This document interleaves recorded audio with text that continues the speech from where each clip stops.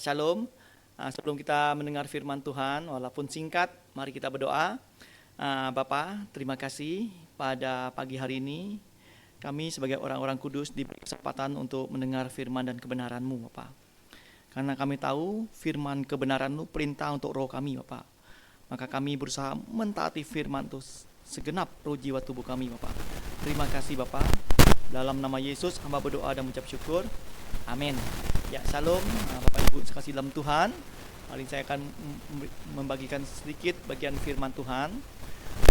Firman Allah yang tertulis di dalam Alkitab yang tidak boleh kita langgar atau kita hanya mentaati firman itu. Kita harus tahu Allah yang kita sembah itu Allah Maha Besar. Karena segala sesuatu ada di dalam Dia. Maka Allah kita sembah itu sangatlah besar. Dan Dia adalah hakikatnya roh. Allah yang kita sembah adalah roh. Coba kita baca di Yohanes 4 ayat 23 dan 24. Saya bacakan ya. Yohanes 4 ayat 23 sampai 24. Tetapi saatnya akan datang dan sudah tiba sekarang, bahwa penyembah benar akan menyembah Bapa dalam roh dan kebenaran. Sebab Bapa menghendaki penyembah demikian. Allah itu roh, dan barang siapa menyembah Dia harus menyembahnya dalam roh dan kebenaran. Jadi Bapak Ibu yang saya kasih dalam Tuhan, Allah yang kita sembah itu adalah roh, hakikatnya roh, dan sangat besar. Karena segala sesuatu ada di dalam Dia. Jadi Bapak Ibu, coba kita baca di Kolose 1 ayat 16 17. Saya baca ya.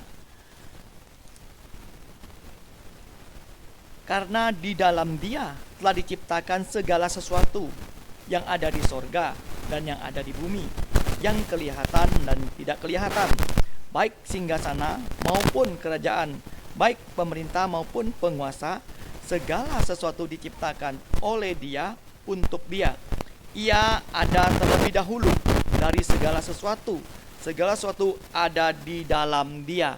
Jadi Bapak Ibu yang saya kasih dalam Tuhan, segala sesuatu ada di dalam Allah. Betapa besarnya Allah kita itu. Sangat-sangat besar Allah kita. Maka firman mengatakan bahkan segala langit pun tidak bisa memuat Allah kita. Coba kita baca di 2 Tawarik 2 ayat 5 dan 6. Saya baca ya. Di 2 Tawarik 2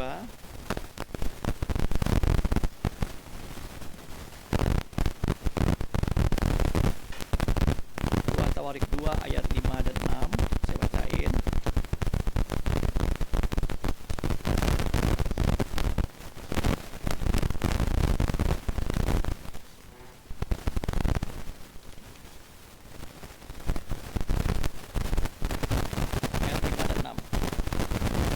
Namun 2 Tawarik 2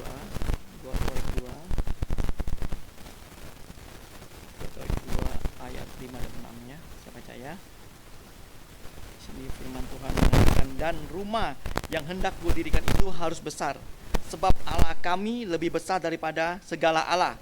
Tetapi siapakah yang sanggup mendirikan rumah bagi Dia, sedangkan langit, bahkan langit mengatasi langit pun tidak dapat memuat Dia. Dan siapakah aku ini sehingga aku hendak mendirikan suatu rumah bagi Dia, kecuali hanya tempat pembakaran korban saja. Jadi Bapak Ibu, Allah kita itu sangat besar, segala sesuatu ada di dalam Dia. Dan kan Dia hakikatnya roh. Jadi Bapak Ibu yang kasih Tuhan, karena Dia hakikat roh, maka kita manusia untuk menyembah Dia sangat-sangat sulit. Maka itulah banyaklah sehingga kita manusia mau mencari Tuhan, tapi kita tidak bisa bertemu dengan Dia karena Dia adalah roh dan sangat-sangat besar. Dan bagi Allah tidak ada pertukaran atau bayangan apapun untuk Dia. Maka Bapak Ibu saya kasih Tuhan, maka untuk itulah kita selalu menyembah Bapa, Anak, dan Roh Kudus. Itu adalah Trinitas Allah yang kita sembah. Jadi Karena Allah itu roh, roh hakikatnya tidak bisa dilihat, tidak bisa dirasa, tidak bisa diraba, tidak ada berbau. Jadi untuk kita menyembah Allah itu sangat-sangat sulit. Maka itulah iman kita seorang Kristen, kita seorang orang-orang Kristen di seluruh dunia itu bersyukur. Maka Allah yang besar, yang tidak ada perubahan, bayangan apapun padanya. Coba kita baca dulu biar komplit di Yakobus 1 ayat 17. Saya bacain Yakobus 1 ayat 17, kita baca dulu. Sehingga tidak. Yakobus 1 ayat 17 berkata demikian, setiap pemberian yang baik dan setiap anugerah yang sempurna datangnya dari atas, diturunkan dari Bapa segala terang. Padanya tidak ada pertukaran atau bayangan. Karena pertukaran, jadi Allah yang sembah itu sangat besar dan dia Allah pada mulanya sendirian dan sendirian. Padanya tidak ada pertukaran. Bagaimana kita menyembah Allah yang besar itu? Tidak mungkin. Tidak mungkin. Jadi itulah iman kita orang Kristen yang sangat-sangat bersyukur. Inilah firman yang sungguh memberkati saya pengenalan akan iman ini. Maka Allah yang besar itu menyatakan dirinya. Bagaimana Allah menyatakan dirinya? Adalah menyatakan anaknya, Yesus Kristus. Yesus Kristus siapa? Yesus itu adalah gambar wujud Allah. Yesus itulah gambar wujud Allah yang menyatakan ke Allah yang besar itu menyatakan kepada dunia. Kalau tidak, iman kita orang Kristen adalah ngambang semua. Akhirnya kita sembarangan. Iman kita ngambang semua. Maka itu sungguh firman inilah yang menguatkan kita orang Kristen. Karena dengan inilah kita tahu bahwa Allah yang kita sembah itu ada. Maka kita harus tahu siapa Yesus. Karena hidup kekal kita, Yohanes 17 ayat 3 mengatakan, kita harus mengenal Allah satu-satunya yang benar dan mengenal Yesus Kristus yang diutus. Itu kita tahu. Maka Yesus itu siapa? Yesus itu gambar wujud Allah. Kita baca dulu di Ibrani 1 ayat 3, saya bacain ya. Ia adalah cahaya kemuliaan Allah dan gambar wujud Allah, dan menopang segala yang ada dengan firman-Nya yang penuh kekuasaan dan kemuliaan.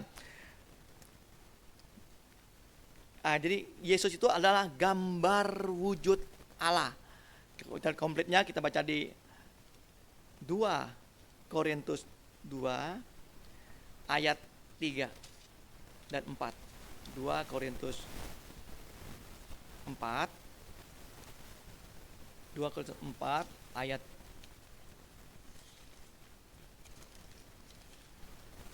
3 dan 4. Jika Injil yang kami beritakan masih tertutup juga, maka ia tertutup untuk mereka yang akan binasa, yaitu orang-orang yang tidak percaya, yang pikirannya telah dibutakan oleh ilah zaman ini, sehingga mereka tidak melihat cahaya Injil tentang kemuliaan Kristus yang adalah gambaran Allah. Jadi Bapak Ibu yang saya kasih Tuhan, jadi Yesus Kristus itu gambar wujud Allah dan menopang segala satunya dengan firman Allah. Jadi Allah yang besar itu bagaimana dia menyatakan dirinya kepada manusia sehingga iman orang-orang Kristen itu tepat sasaran. Maka Allah menyatakan anaknya, gambar wujud Allah, turun ke dunia ini. 2000 tahun lalu anak Allah datang untuk menyatakan apa? Menyatakan kealahannya. Maka itulah Allah Bapa sendiri berpesan kepada kita. Kita harus mendengar anak Allah. Kita taat kepada Allah, anak Allah. Karena hidup kekal itu ada di dalam anak Allah. Inilah kesaksian dari Allah. Kita baca dulu di 1 Yohanes 5 dari ayat 10 saya baca ya. Di 1 Yohanes 5. 1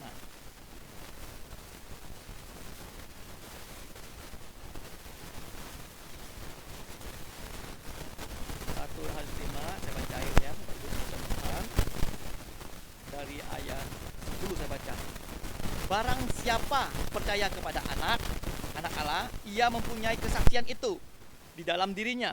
Barang siapa tidak percaya kepada Allah, ia membuat dia menjadi pendusta, karena ia tidak percaya akan kesaksian yang diberikan Allah tentang anaknya. Dan inilah kesaksian itu, Allah telah mengaruniakan hidup yang kekal kepada kita, dan hidup itu ada di dalam anaknya. Barang siapa memiliki anak, ia memiliki hidup. Barang siapa tidak memiliki anak, ia tidak memiliki hidup.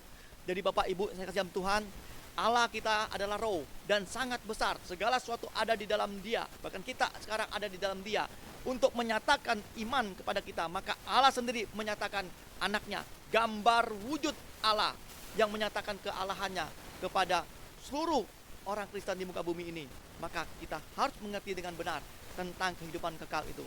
Maka mulai hari ini sampai selama-lamanya, maka Allah memerintahkan supaya kita mentaati anaknya. Ya, saya kasih satu ayat lagi ya. Di Matius 17 ayat 5 kita berkata, harusnya kita baca dari 1, tapi saya baca ayat 5-nya aja, Bapak Ibu bisa baca di rumah nanti. Dan tiba-tiba sedang ia berkata-kata, turunlah awan yang terang menaungi mereka, dan dari dalam awan itu terdengar suara yang berkata, inilah anakku yang kekasih, kepadanya lah aku berkenan, dengarkan dia. Maka Allah sendiri berpesan kepada kita bahwa hidup kekal ada dalam anaknya. Maka dengarilah anak Allah. Dia adalah gambar wujud Allah. Allah yang kita sembah, ingat iman kita, Allah yang kita sembah adalah roh. Dan dia menyatakan itu gimana? Gambar wujud Allah. Yesus itu gambar wujud Allah. Ya, kami pada pagi ini, saya hambamu mengucap syukur atas semua yang telah diberi kesempatan kepada hamba untuk membawa renungan ini. Maka itu Bapak, mari kita berdoa. Bapak, terima kasih pada pagi ini. Sungguh hamba mengucap syukur atas firman yang diberikan kepada kami, karena firman ini menjadi makanan rohani kami, menjadi kekuatan untuk roh kami. Hamba berdoa di dalam nama Yesus Kristus. Amin.